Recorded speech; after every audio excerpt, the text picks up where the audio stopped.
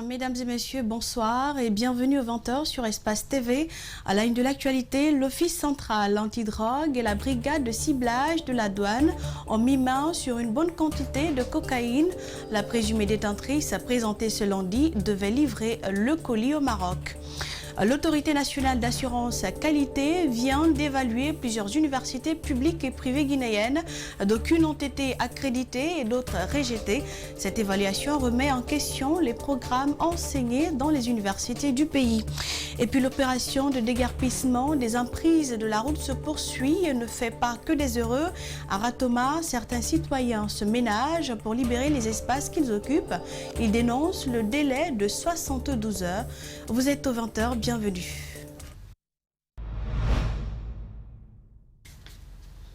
Une importante quantité de cocaïne vient d'être présentée par les services d'office central antidrogue LOCAD en synergie avec la brigade de ciblage de la douane. La présumée détentrice d'origine guinéenne se rendait à Casablanca au Maroc où elle devait livrer le colis. La présentation s'est déroulée au secrétariat général à la présidence chargée de la lutte contre la drogue. Mohamed Valek Touré et Lamine Silla, reportage. Il s'agit de 3,135 kg de cocaïne saisie dans les mains d'une jeune dame, dont un cas malheureux. Une opération menée par la cellule de ciblage des services de la douane basée à l'aéroport et la brigade antidrogue des services spéciaux. Cette personne interpellée a été retrouvée avec une quantité assez grande. La deuxième saisie aussi a été effectuée, mais malheureusement, le suspect a été retrouvé mort. Le 14 décembre 2020, un corps sans vie a été retrouvé dans le district de Pamalap, à la frontière. Le 25 janvier 2021, une équipe spécialisée a procédé à l'examen du corps et à l'autopsie, qui s'est soldée par l'extraction de 31 boules de cocaïne pour un poids total de 750 grammes, que vous voyez devant vous. S'exprimant sur la deuxième saisie de drogue, le commissaire de police a affirmé qu'elle a été effectuée le même jour par la brigade anti-drogue basée à l'aéroport. La drogue se trouvait dans des sacs en plastique. La brigade a réussi à mettre le grappin sur le suspect. En fait, je ne le connais pas, c'est lui qui m'avait appelé sur mon numéro. J'étais à la maison le jeudi là. Il m'a appelé sur mon nom directement, me salué, me demandé comment vas-tu. J'ai dit je vais bien. Après il m'a dit et en Guinée, j'ai dit non, moi je suis en Guinée, mais je résidence au Maroc, donc le samedi, je dois retourner. Il m'a demandé tu es où, je dis je suis à côté du centre métier. Il dit ok, on va croiser au Carrefour. C'est là-bas qu'il m'a donné cette colis-là. C'était dans un collant Pampers. Gros coup des autorités qui se félicitent de la manière dont l'opération a été menée. La drogue était dissimulée à travers les pampers sur son corps. En guise de conseil, nous, la direction de l'Office central antidrogue, conseille ses citoyens que cette activité de transport de drogue est risquante. Il y a des risques énormes qui suivent ça. L'important donc est de renforcer la politique répressive en intensifiant les contrôles et les saisies pour diminuer la rentabilité du trafic et décourager les trafiquants. Un séisme d'une puissance de 5,1 à l'échelle de Richter s'est produit mercredi 3 février entre les préfectures de Kindia et Télémélé aux alentours de 9 heures. Il n'y a pas eu de perte en vie humaine, mais des dégâts matériels ont été déplorés. Le service géologique attend la fin des enquêtes pour se prononcer. Retour sur le traumatisme vécu par les habitants de la zone avec Mamadou Sadio Baldé. Il était peut-être écrit quelque part qu'un tremblement de terre allait avoir lieu mais que personne n'allait perdre sa vie. Sinon difficile de comprendre qu'une vieille la centaine révolue puisse survivre à ce choc. Un mur s'effondre, une des briques tombe dans son lit. Elle s'évanouit avant de reprendre connaissance quelques heures plus tard. 6 jours après, elle parvient à prononcer quelques mots.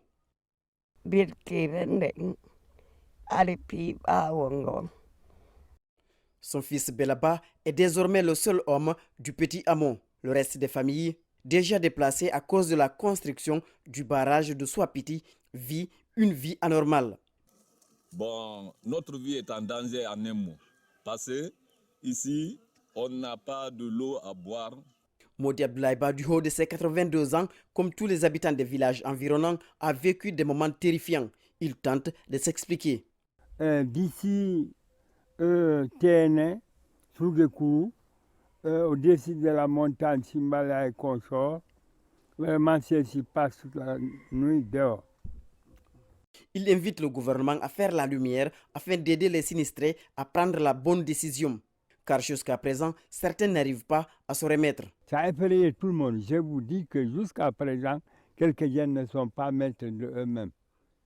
Ils ont perdu leur esprit consciencieusement. Pendant les journées, les arbres servent d'abri aux populations. Et le soir, elles dorment à la belle étoile, car jusqu'à présent, des petits bruits se font entendre de façon périodique. Ça nous crée la confusion. On ne souhaiterait pas quitter chez nous, mais on ne souhaite pas aussi mourir comme ça, parce que toutes nos maisons sont fissurées. Joint au téléphone, le service géologique dit envoyer des spécialistes sur le terrain avant de se prononcer. Dr Awada avait juste expliqué que le tremblement est à une puissance de 5,1. Même s'il n'y a pas de pertes en vie humaine, les dégâts matériels sont à noter. Les programmes enseignés dans les universités guinéennes sont-ils crédibles et conformes aux réalités du pays? Pour le savoir, plusieurs universités publiques et privées viennent d'être évaluées par l'autorité nationale d'assurance qualité. Et au terme de l'évaluation, certaines universités ont vu leurs programmes accrédités et d'autres rejetés. Quelles sont les conséquences directes du rejet de ces programmes en cours d'enseignement dans les universités? La réponse avec André Mossi Milimono et Aboubakar Keke Bangora. En Guinée, plusieurs programmes des universités publiques et privées ne répondant pas aux normes ont été rejetés par l'autorité nationale d'assurance qualité à travers une évaluation. L'objectif de cette évaluation vise, selon le secrétaire exécutif de l'ANAQ, à rendre plus performant l'enseignement supérieur guinéen en écartant tous les programmes inadéquats. Pour cette année, le conseil scientifique s'est tenu et a décidé de mettre la norme d'accréditation à 14 standards sur les 22 de notre référentiel. Donc tous les programmes qui ont atteint 14 standards sur les 22 de notre référentiel ont été accrédités. Les programmes qui ont été retirés et en cours d'enseignement dans les universités ne seront pas tout de suite retirés. Professeur Olari invite les universités concernées à les parfaire et les soumettre à une autre évaluation. Pour le moment, il est prévu que ces programmes qui n'ont pas obtenu l'accréditation cette année puissent revoir les recommandations qui ont été formulées par les experts externes, par le comité, le conseil scientifique, pour améliorer le programme et se soumettre à une nouvelle évaluation. Dans les établissements d'enseignement supérieur, la démarche de l'ANAQ est saluée. Cette université a présenté 5 programmes, dont 4 ont été accrédités. Les responsables s'en félicitent. On veut mettre de la valeur maintenant à notre système éducatif guinéen pour ne pas que les universités existent et que le programme qui peut donner de l'emploi aux étudiants, que ce soit de n'importe quoi. C'est la raison pour laquelle cette évaluation va permettre maintenant à tout un chacun de connaître vos faiblesses et vos forces. Nous avons présenté 4 programmes. Et quand vous prenez les 4 programmes, 3 programmes ont été accrédités. Selon l'ANAQ, la durée de l'accréditation d'un programme a une validité de 5 ans. À travers ces évaluations, tous les programmes d'enseignement supérieur et professionnel ne répondant pas aux standards de l'ANAQ seront progressivement retirés.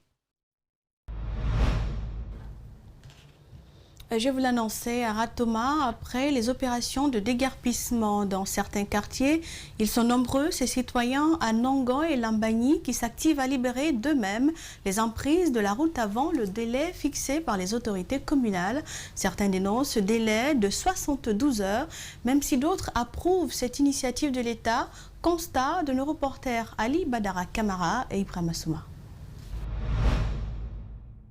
Dans la commune de Ratoma, après le passage des bulldozers dans certains endroits, à l'image des autres communes de la capitale, les boutiques et magasins, bars, cafés et kiosques disparaissent sur des emprises de la route. À Lambagny Carrefour, C'est ce lundi que les marchands ont reçu la visite des agents de marquage. 72 heures, c'est le délai fixé pour libérer les emprises. Pour éviter les conséquences désagréables du déguerpissement forcé, les menuisiers ont pris d'assaut des encombrants physiques ce mardi matin. C'est hier, on l'a donné de 72 heures pour dégager le lieu. Tout ce qui est proche de la route, on va le donner. On donne la liberté à eux. C'est bon. Parce que c'est le travail. Bien que guide le pas de gouvernement fait bien travailler dans Guinée, c'est bon. Nous, on n'est pas. On a amené le menuisier maintenant pour dégager, pour récupérer le lieu. Lors de notre passage, il a été constaté que certains encombrants physiques installés après quelques mètres des poteaux électriques sont marqués. Pour ceux qui respectent les normes de l'urbanisme, ne risquent rien. On n'a pas reçu la visite des communautés parce qu'on est dans la norme. Vous pouvez vous-même constater qu'on est derrière les poteaux. Moi, je pense que tout est délimité à l'habitat. Ces gens qui ont construit leur maison devant les poteaux n'ont pas raison du tout. Et ce n'est pas parce que je suis pour l'État, je suis juste pour la paix, pour la justice. Après le tronçon de Lambagny, nous avons mis le cap sur Nongo. Ici, depuis la semaine dernière, les boutiques et magasins ont été réduits en poussière. Cette station privée à multiservices est totalement vide. Depuis le début des opérations, tout est au ralenti. Je suis non loin de Kofi Annan, donc je sais les étudiants de Kofi Annan en majorité. Donc depuis ce jour-là, je peux dire que franchement, je n'ai pas travaillé. Depuis le jeudi, là, franchement, on n'a pas eu de travail ici. Après notre périple à Lambagny, Nongo, en passant par Kaporo et Konteya, aucune infrastructure à l'intérêt public n'a été marquée. Des mosquées et commissariats ne sont pas touchés. C'était un reportage d'Ali Badara Kamara. Les points de vente Orange Money Guinée appellent à observer une grève sur toute l'étendue du territoire national. Le mot d'ordre court depuis hier et devrait se poursuivre jusqu'à demain. Ces vendeurs reprochent à la société Orange d'avoir réduit leur commission sur les dépôts et retraits. Orange Finance Money dément cette accusation. Elle dit avoir appliqué une loi de finances. Mamadou Kalisso et Lamine Silla. Au départ, les vendeurs Orange Finance Money bénéficiaient de 35% de commissions sur les transactions. Actuellement, le pourcentage est autour de 24%. Leur porte-parole déplore cette baisse drastique de leur intérêt. Nous avons constaté que les commissions sont réduites pendant que pour vous, les clients, les frais de retrait n'est pas réduit. Maintenant, avec 1 million, vous payez 20 000 comme frais. Le point de vente, lui, gagne 4 000 et quelques poussières. Donc, on a pensé que c'est inacceptable de la part de la société Orange. Orange Finance Money s'est entretenu ce lundi avec ses distributeurs sur la question. Son directeur dit avoir appliqué la loi de finances en vigueur dans le pays. Nous, on a appliqué une loi de finances que vous pouvez consulter. La loi de finances dit tous les partenaires que vous avez qui n'ont pas une clé TVA, vous devez précompter 5% et vous me le donnez. Quand on l'a appliqué, ils ont dit qu'on a baissé. Sur le terrain, la grève est observée autrement. Si certains ne se reconnaissent pas du mouvement et continuent leurs activités, d'autres par contre disent être en grève officiellement, mais travaillent officieusement. La dernière catégorie suit le mot d'ordre. Depuis le matin, on est en train d'observer. Quand quelqu'un vient, il veut faire un retrait de mobile money, là on fait. Mais avec Orange Money, non. 3 jours sans dépôt ni retrait, si le mouvement réussit, la société risque de perdre gros. Les vendeurs espèrent ainsi faire plier les dirigeants d'Orange Money. Une journée sans travail sur Orange Money, c'est beaucoup de milliards qui vont perdre. Je pense qu'avec les 3 jours là, si vraiment les gens arrivent à accepter d'observer les 3 jours de grève, je pense que vraiment Orange même, ils vont accepter de négocier avec nous. La perturbation des transactions affecte plus d'un. Ces clients d'Orange Money interpellent. Le travailleur de Orange Money ne gagne pas d'intérêt. Donc à propos de ça, Orange n'a qu'à chercher une solution pour améliorer leurs conditions de travail pour que ceux-ci aussi vont gagner un peu. Cette grève pourra-t-elle prospérer? L'on est tenté de douter, vu le suivi à rang dispersé. Brouillage de la radio Espace. Des auditeurs se plaignent et demandent à ce que le problème soit réglé à l'immédiat. La direction générale du groupe Adafo Média indique que ce n'est pas un problème technique interne. Le fondateur, Lamine Guirassi, dit avoir saisi la RPT sur la question. L'autorité de régulation déclare qu'il s'agit d'une radio sierra-léonaise qui interfère sur Espace émettant sur la même fréquence et qu'elle a adressé un courrier aux autorités de ce pays afin de trouver une solution. Reportage Mamoudou Boulere Diallo et Yacouba Traoré. Dans ce problème d'interférence, Radio Espace n'est pas la seule victime. Les auditeurs prennent un sérieux coup, une perturbation radiophonique qui dérange le confort d'écoute de cet auditeur. Depuis un bon moment, moi, c'est déjà quelque chose qui me fait très mal à l'oreille. Parce que quand tu as envie de suivre quelque chose sur Espace et que ton nuit entend autre chose, là le cerveau n'est plus concentré. L'esprit n'est plus concentré sur ce que tu es en train de suivre. Mais plutôt tu es perturbé dans ton écoute. Donc c'est quelque chose qui fait un peu mal aux auditeurs, tout le monde s'en plaint. Le mieux c'est de corriger ça dans l'immédiat parce que vous savez, nous consommons Espace comme nous consommons la bouille le matin. Cet autre n'avait pas constaté le brouillage jusqu'à ce mardi. Il souhaite que le problème soit réglé au plus vite. Pour moi, ça ne devrait pas arriver parce que franchement, c'est une fréquence très propre, très audible.